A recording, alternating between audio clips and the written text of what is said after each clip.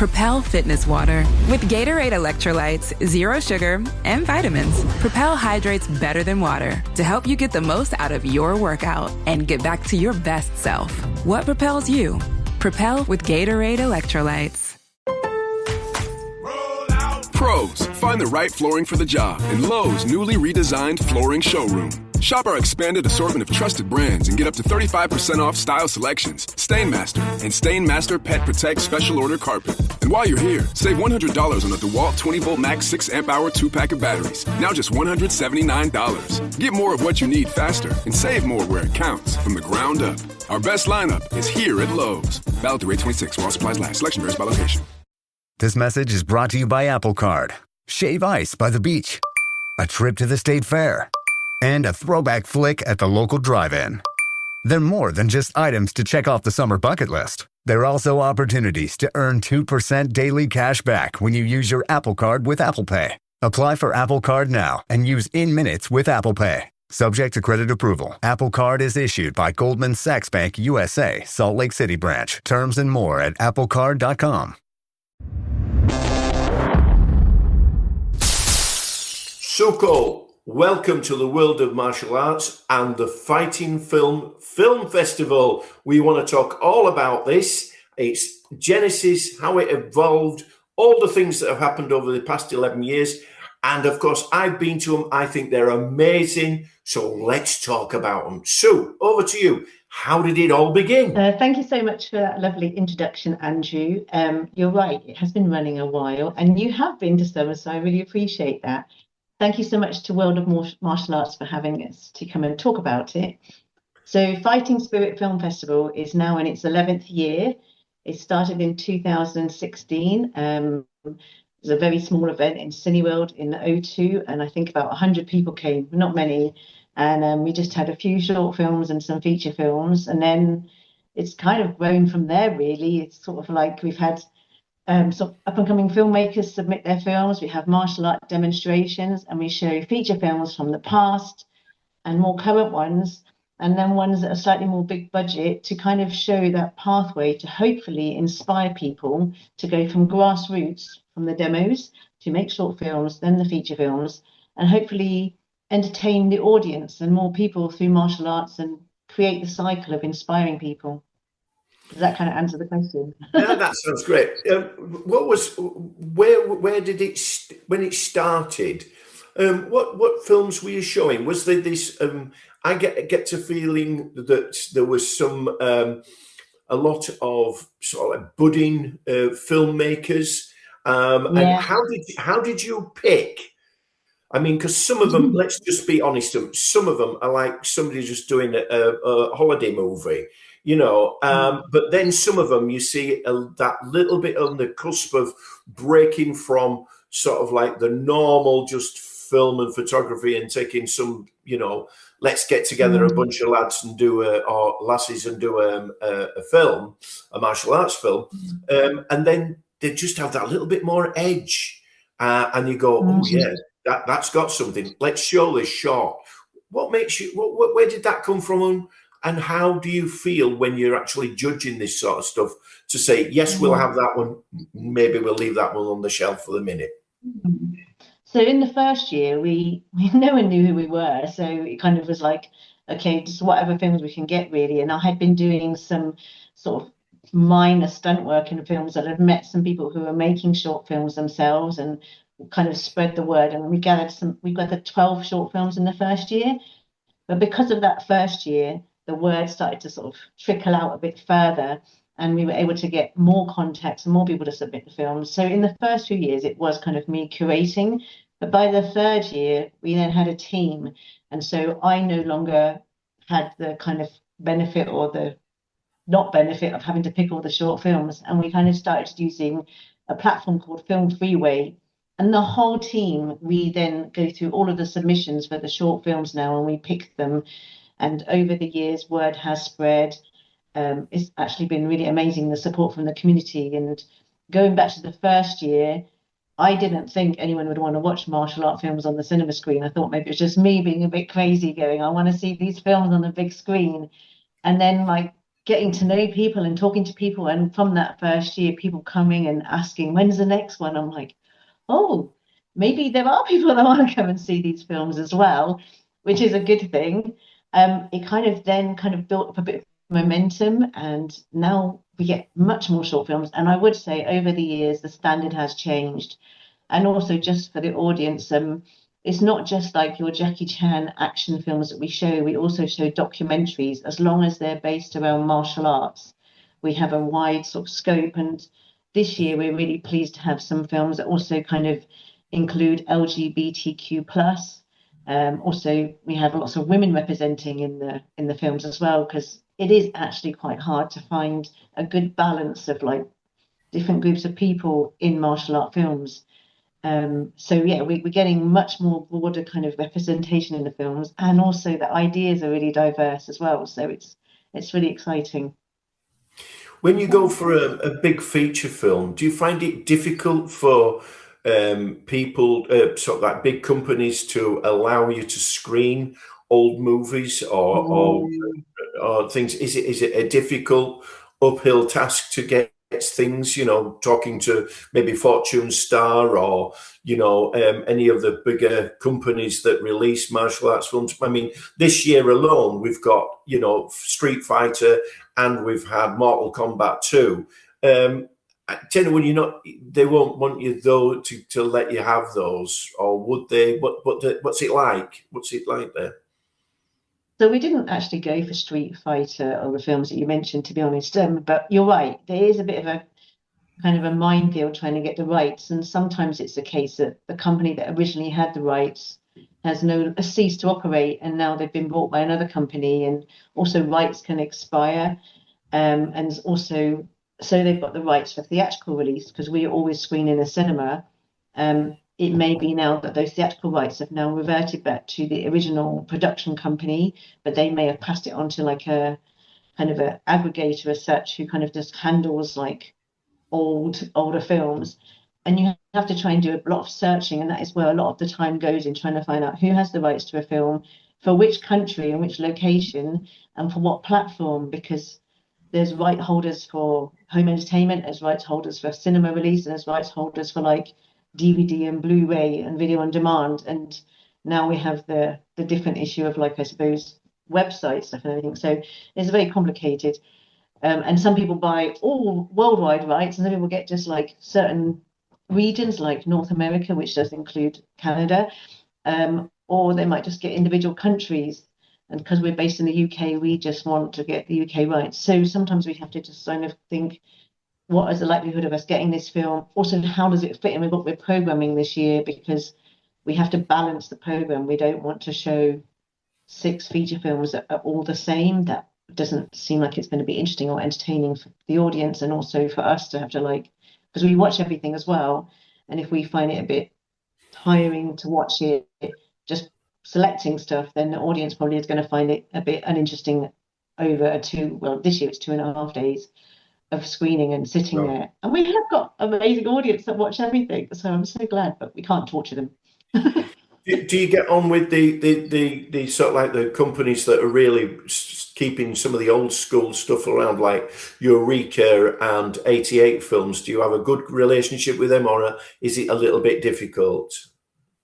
No, we have a good relationship with them, actually, and we kind of make sure that we kind of update them, and we have conversations. And really, as a festival, for me personally, and also as a team, I think it's fair to speak to them, is like, we are trying to promote martial arts through cinema, and these companies, they are like bringing out the films on distribution for the fans. And as a film festival, we can help promote those films before they get released or as they're released, to help build awareness and give them an extra platform. Because, as you know, like, there's so much content out there now, online. There's so much, it's overwhelming. So to just, as a festival, kind of help bring awareness to the audience of just this very niche films as well, because martial arts is very niche, to help promote them is something we want to work with them with. And so we try and kind of promote it as they're coming up, so that people know about it. And for us, as a festival, if people are consuming the martial art films in other ways, that's a win-win, because, the more people that are kind of entering into the market and supporting the films, then that shows companies that may be thinking of making films, that there is a market. It's more likely to persuade people who invest in the films to put their money behind it and say, okay, we know there's an audience, we'll help support these films and make these films. And then ultimately, as a festival, we're going to have hopefully more content that we can screen, and it creates a cycle. So I'm really glad that like distributors have these films, and also that there's other events that are doing martial arts screenings as well. We don't all do them at the same time. So there's an audience that kind of are willing to support everything. So it's really good that, you know, it tells investors that people want to see this stuff. So it's then up to the investors to kind of put money behind them and hopefully make good stuff that we then can enjoy. Talking about women in martial arts movies, of course, I really grew up with, a younger age with Angela Mao Ying. And I'm so very, very pleased with Eureka's releasing their sort of like whirlwind collection of Angela Mao. Have you got any connection with Angela as being one of the first female martial arts fighters on film? Have you got any connection with her, or is it anything that you're thinking towards going down that road? So this year we're not showing any of those films, but we do have people that can connect to her. But it's not something that we've like thought about this year because just to do with timing and also to do with programming. But you're right, we do want more female role models. So this year we have a lady called Rochelle Ashana attending, and she's been in some films with Richard Norton back in the past.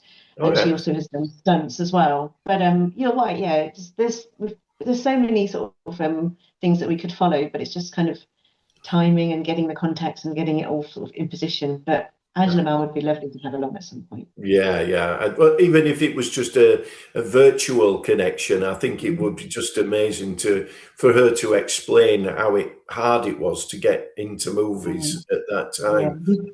Just this year we aren't showing any content with her in, so it would seem a bit kind of... Yeah. I just with Eureka doing those films, I just wondered if you had got any of those coming out.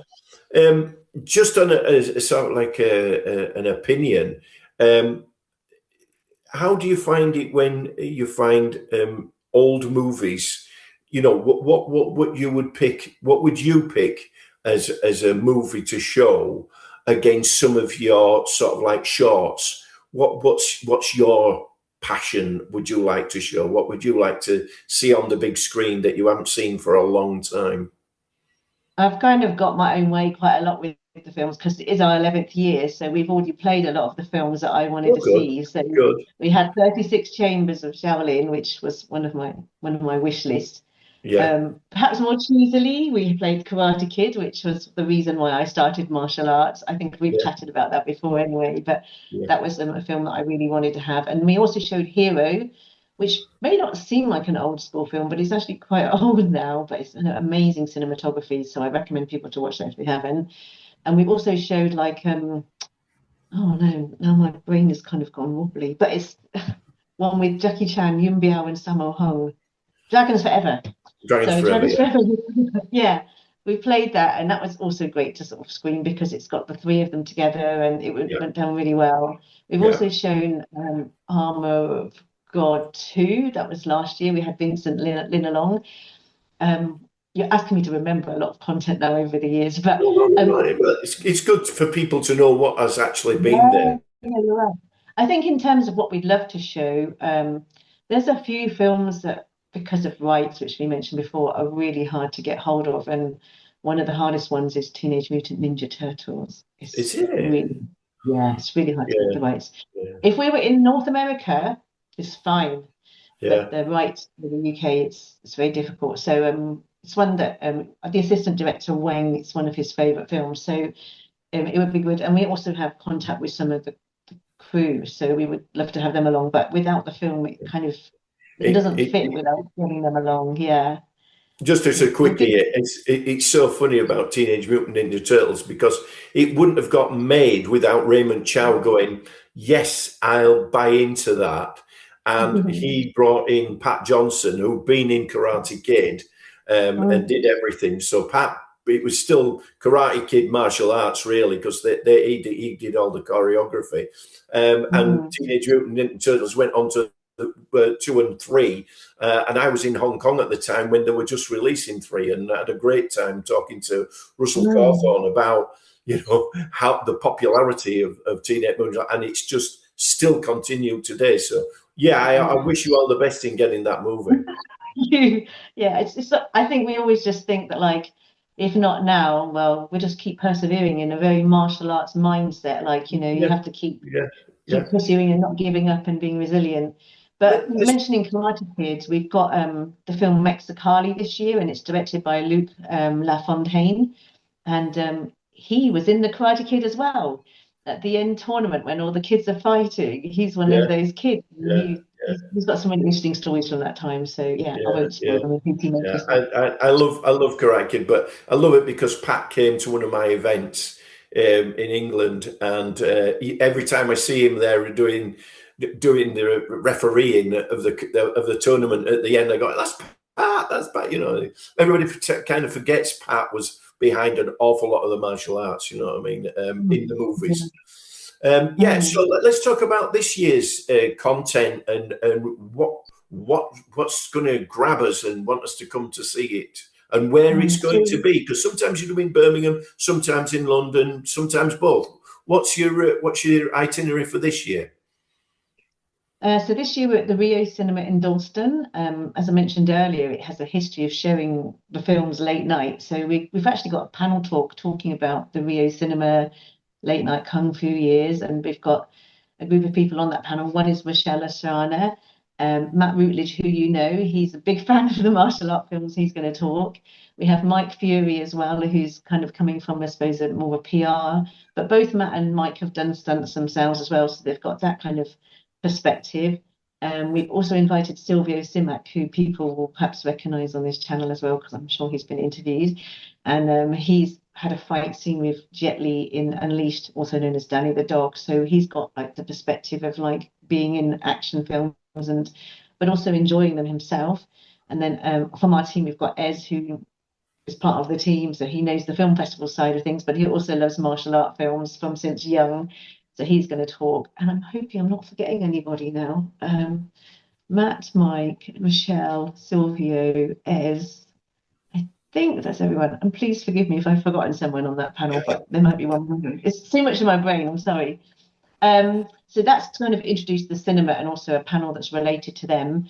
As I mentioned before, we've got Mexicali with Luc Lafontaine, that's on the opening night on Friday, and we've got a short film that's being paired with that by Lorenz Hideyoshi, who it's called Night Shift, and it's made in Vietnam. It's a nice little short. It's got lots of action and very much in the style of Jackie Chan. It already has like a kind of an online presence, so that's why it's out of competition, but we think it's worth of a cinema screening, so that's why that's paired with it. And Luke will hopefully be in person joining us for Q&A. If not, we may have to do a Zoom one like this, which is perfectly fine as well. When is it? When are you having it? So it's running from the 4th to the 6th of September. So it's really soon, which is partly why my brain is like running 100 miles an hour. Both Saturday and Sunday morning, we've got the short film selection. I think there's 16 films on one day and 15 on the other. As from when we talked about before, the first year we only had 12 short films. So we've kind of grown a lot. And those short films vary in length from 2 minutes to like sometimes 25 minutes, and they range in subjects. There's some really moving films. I don't want to mention them because there is an Audience Choice Award, so I'm a bit wary about influencing the votes. Sure. And we have independent judges that kind of have voted for all of the films in the categories as well. So as a team, we select all the films, but we let independent panel of judges do the voting just so that it's a bit more fairer. And those judges represent distribution, theatrical, PR, stunts, action acting, and a different number of areas, so that they've all got their own little kind of expertise area, I suppose. Also, one judge is academic as well. And they can then hopefully give a fairer, balanced award at the end from all their combined votes. We have. Go on. What have you got? A big feature film this time? Oh, in my head, I'm just going through the schedule for you. If that's so. I just wondered if you've got a big feature film that somebody could go, oh yeah, I want to go see that or something. So I feel like we've got a couple. I suppose the big one is Mexicali because that's the current one that hasn't had a theatrical release. It will hopefully come out to the UK next year in the first quarter, but we'll be the only theatrical release in the UK with that film, and it stars Bren Foster, who's also done a film with Russell Crowe called The Beast Yeah. recently, and he had a film called, oh, I forget the name now, something Fighter, which was also really well regarded. So yeah, when I watched that film when we were selecting it, we have a limited number of screenings when we select films, so we only had a few.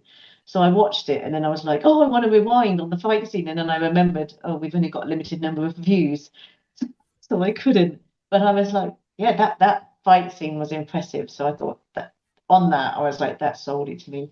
But I like the rest of the film, to be fair. But it's very rare when you've seen so many films that sometimes you kind of go, oh, that's impressive. So that film, I think, is a big one in terms of what the audience may not have seen already.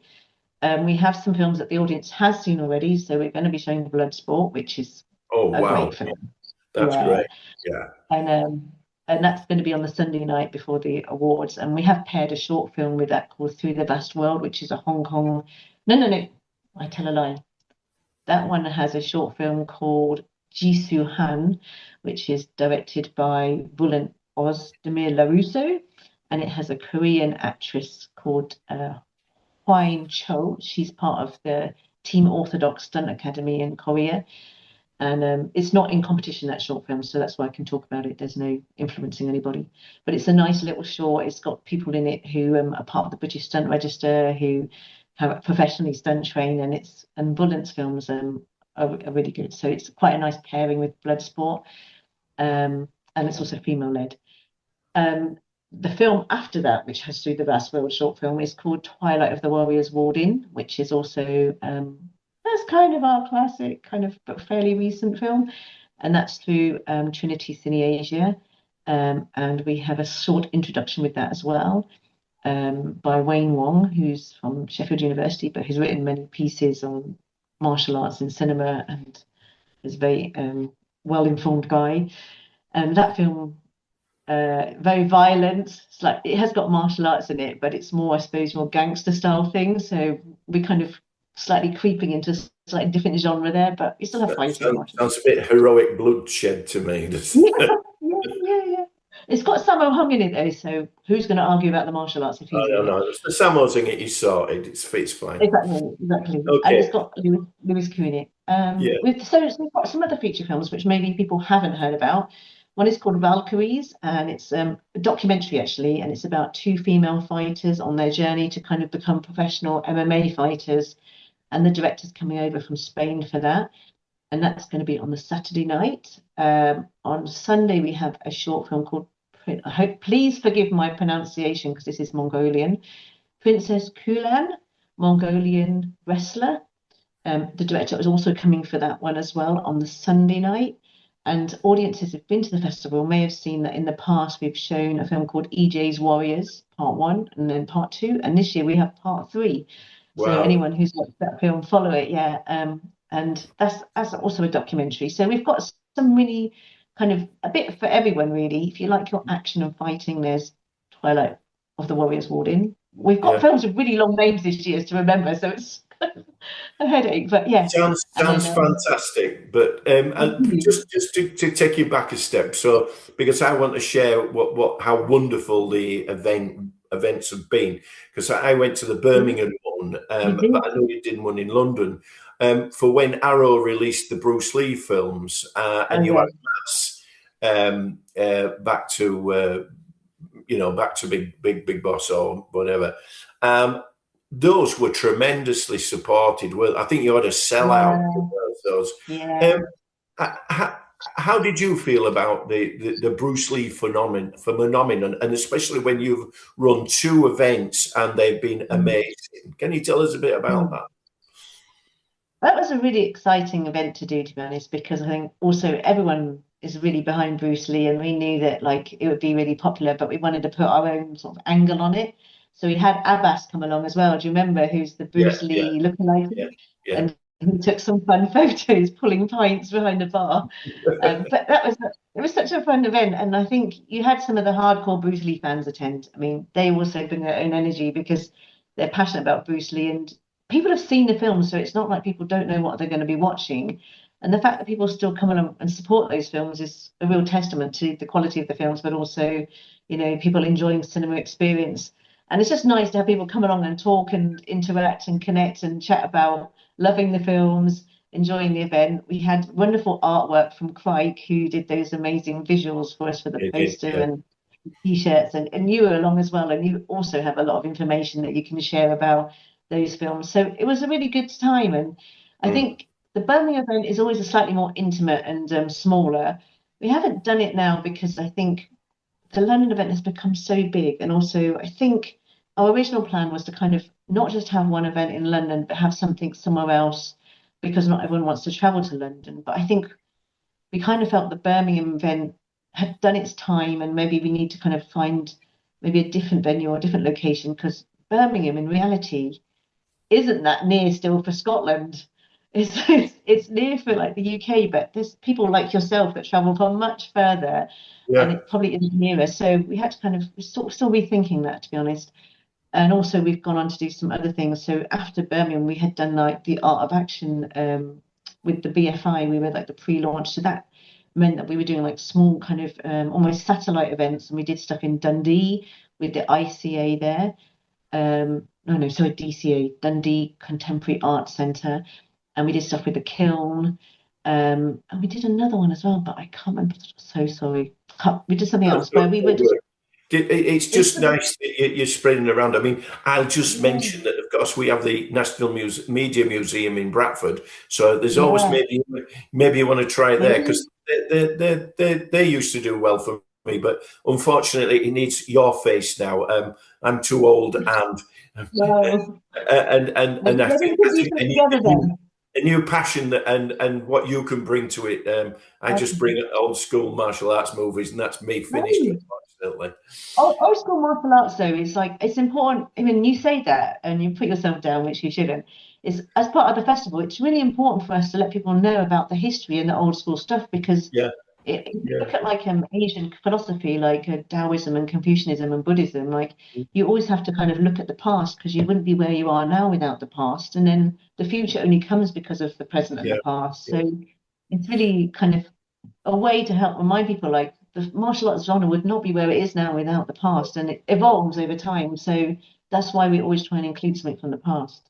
I've been treated something this year just to share with you, is that Shatter came out with Stuart Whitman and Peter Cushing, but Tai Lung was in it, and I met David Chang, of course, for Seven Golden Vampires, and of course Shatter was the two-parter. So they released that this year, did Hammer, and I was so pleased that it has had a release, because it only went to VHS. It never got a promotion. It never went to the big screen. So it's nice that it's actually got out there, and Tai Lung gets his bit, and people know a little bit more about Tai Lung, because they're old classics, David Chang, Tai Lung movies from Shaw Brothers were just beautiful. The colours were just amazing. You know what I mean? It has a feel of its own, does the Shaw Brothers stuff. And I know Arrow's done some, but it's a passion of mine. And I know those old classic ones. They might be a little bit funny, but I just do love them. It just does of a time. They've got their own place.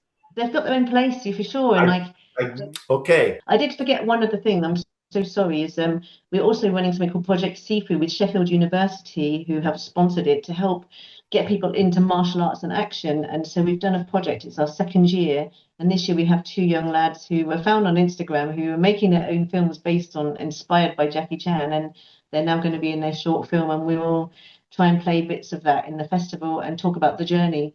So it's just trying to help culture and get people into action as well.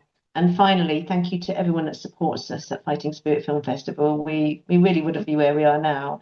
And also, we really appreciate the energy and support, especially from yourself and Will as well.